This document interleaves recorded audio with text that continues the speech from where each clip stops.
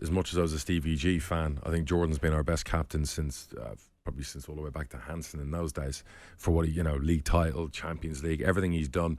A player who came in who was kind of vilified, criticised, was on his way to Fulham potentially. How he turned it around, what a phenomenal career. And I know everyone wants to have a dig at him. I know it's written everywhere. It's on Sky. It's in the various publications. It's life-changing. People can go on about, but he's on 200 grand a week. Yeah, after tax, he's probably on 90. This, for his family, just changes everything for generations. So the things he does, and I'm sure he'll give a big chunk to charity. I think Jordan Henderson has been brilliant for football. He's been brilliant for Liverpool. And I don't think it hurts his legacy at all. I think people are overreacting. I think there's a bit of jealousy in there. And I think at his age at 33, it's good for him. And it's good business for Liverpool. They're nearly getting all their feedback and they can reinvest. Because let's face it, he'd probably only pay 15 times next year in the Premier League. I'm excited about what we can do with that midfield with him and with Fabinho leaving. So obviously McAllister has come in. I love him. Szoboszlai as well. What talent. I think, we get a boy from Southampton. Lavia.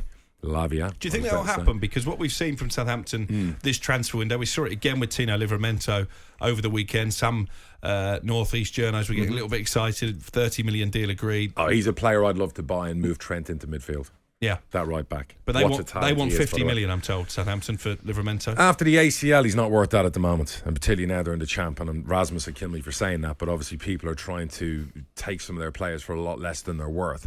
But I do. Lavia, do I think he's worth 50 million? No, he's young. He's had a good first year. But do I think he's worth 35 with add-ons pushing it to 50 million all day long? The other alternative is next year, Man City have the option to buy him back. So I think Southampton will make more now than in year 3. If I read that whole deal and buyback clause and everything else. So I just think if Liverpool get him and one more in there, we have a very exciting reboot. You're United and your one good year last year. We'll be coming for that title again. Not next year, year after, but definitely. I also feel Curtis Jones is someone who's really coming along. Had a great Euros, fantastic Euros tournament. Keep him fit. Yeah, there's a terrific Harvey young talent Elliott in there as well. Another fantastic more on Curtis talent. and Harvey for me. Yeah. And I like the kid. I keep cutting his name. Bietic. I'm terrible at pronouncing names. Who got injured? Number 6. I know what you mean. I love him. That kid has a big future. Yeah. We've an exciting... Again, under Klopp, I'm very excited about what's to come. Just on Southampton, if you look at the relegated clubs, they're all going about their business very differently this summer, aren't they? In that Leicester have sold Maddison and they've sold Harvey Barnes. We'll get Darren Ambrose's view on that signing in a minute. Leeds, very strange going on at Leeds. Everyone's gone out on loan at some big wages, right? Yeah. Yeah, it's a straight. Yeah, I mean, what do you make of that model? I think Jack Harrison will probably go out on loan before the end of the window. Well, I don't know what they hope to achieve, but I was very complimentary about the new owners coming in. I thought Leeds would win the league. So far, a lot of their big hitters have gone out on loan, so that does concern you as a Leeds fan. Because honestly, they think Leeds and Leicester would vie for the title. Southampton. Now Russell's in there, and I had Russell Martin in 2021. He was one of our signings at right back. I fancy what he will do. So your two guys in here who do the news are Southampton fans, and I said to them the football is going to be delicious. Yeah, I honestly think Southampton and Leicester now for me for the title. Leeds need to do some business. It's a concern. The takeover's just been ratified. Maybe that's the issue. Maybe financial fair play with wages, hence why they have to loan people out and then take them back next year if they go up. Not quite sure what's going on. They've been linked with Ollie Skip, but I don't think Tottenham are in a particular hurry to get him out the door. You mentioned Rasmus Ankersen, their sporting director. Yeah. Took a lot of criticism last season, not least from me. Yeah. I think they made some big mistakes, Southampton, and probably contributed to their own downfall. Yeah. Do you think he'll stand firm on these valuations? And do you think they are in a position to right the wrongs of last season? Rasmus messaged me. I was in Dubai a few weeks ago, and it was about one of their players who joined someone else, and we were interested. And the one thing I know about him is, like when I negotiated the Tony deal with him, it was a hell of a standoff in a game of poker. He will definitely stand his ground, and there's no way he will let their players go for discounts just because they've been relegated. Ward-Prowse people thought he would have gone by now. They'll have a figure, they'll have a price, and he knows what he's got to do business-wise. Rasmus, first year, criticised a lot. I think he'll answer those critics over the next 2 years. They'll bounce back. They'll have a better manager. The mistake for me was the move for, obviously, Nathan Jones. If Russell Martin had gone to Southampton instead of Nathan Jones at the time, Southampton would be still in the Premier League. And I think Martin was second on their he should have been list as well. I rate Russell a lot, but Russell's got to start winning things. He's had a couple of good moves, played some good football. He now has to add winning to the column now. Trophies. Let's talk Newcastle. Big changes afoot there. Obviously, Harvey Barnes completing his move for a fee we understand to be in the region of £39 million. That's a good summer for Leicester, selling Maddison and Barnes for the best part of £80 million. Is he an upgrade on Allan Saint-Maximin? The numbers suggest that he is. I think in terms of what managers at the football club, yes. I think this is Eddie Howe player. This is an Eddie Howe player. He's good on the ball. Fantastic work ethic. He's young. He's hungry. He wants to succeed. He obviously done really well last season as well. I think 13 Premier League goals in a Leicester team that got relegated. He's exciting for me.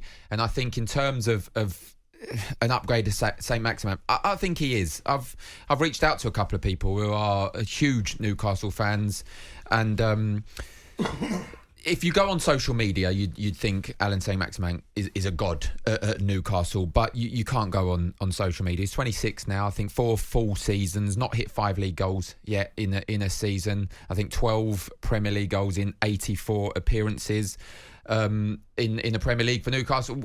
For someone of that talent, the talent that he has, that's not a good enough return, in my opinion. I think when your back's against the wall, I don't think he turns up. I think he looks a good player, flicks, tricks. Everyone loves to see that. Everyone loves that in football. But he's not one of these players that when you're losing 1-0 or 2-0, he doesn't turn up. He sits on the floor a lot, I've noticed, and he rolls around. And when he doesn't play, he seems to have an attitude problem. And look, it's come out recently, and it's out in the public. Look, he's always late. And Eddie Howe, you know Eddie Howe better than most of us. I don't think he'll like that. He gets fined a lot. I think the players will get irritated by that when they're working up. He's such a talent. I just don't think he does enough for the talent. I think Bruce needed him. I think Howe doesn't. What you're saying is he's fur coat, no knickers. Well, yeah. In those terms, simply put, yeah, he doesn't turn up when you really need him. And if you look at him as a talisman, and that's what you think. We talk about Wilfried Zaha. He turned up for Crystal Palace. He kept them in the division numerous years. And I think Saint-Maximin looks good on the eye when he gets it and he runs at players. Barnes is an upgrade for me. And I think Eddie Howe has done such a fantastic job in his recruitment, in his improvement of players. I think the Newcastle supporters will trust what Eddie Howe thinks. Even the ones that think Saint-Maximin is a god will trust Eddie Howe on this recruitment. I can't believe we're talking about Newcastle and Harvey Barnes, and you've shoehorned your mate into the conversation again. He's gone, Darren. Let it go. I know. I had to get him in. Great business for Newcastle. On the subject of Newcastle, there has been a little bit of scrutiny, a suggestion that maybe some in the Premier League are not happy with the fact they're trading players between themselves and Saudi clubs owned by the same owners, Allan Saint-Maximin. A deal worth only about £20 million, I was told. So I don't really understand what the criticism is. That deal is ridiculously cheap. I thought he would be worth more. I would have thought he'd worth 25, 30. So I'm not sure that criticism bears fruit. It is real. I don't know what's going on with all the jealousy in the Premier League, whether it's the top 6, whatever it is. But look, get over it, everybody. Newcastle are now a wealthy club. They're now in the top 4. They're here to stay. I'm a Liverpool fan. I understand that. We have to up our game if we're now going to compete with them like we did when City came on the scene. On AM, on DAB, via the talkSPORT app and on your smart speaker. talkSPORT.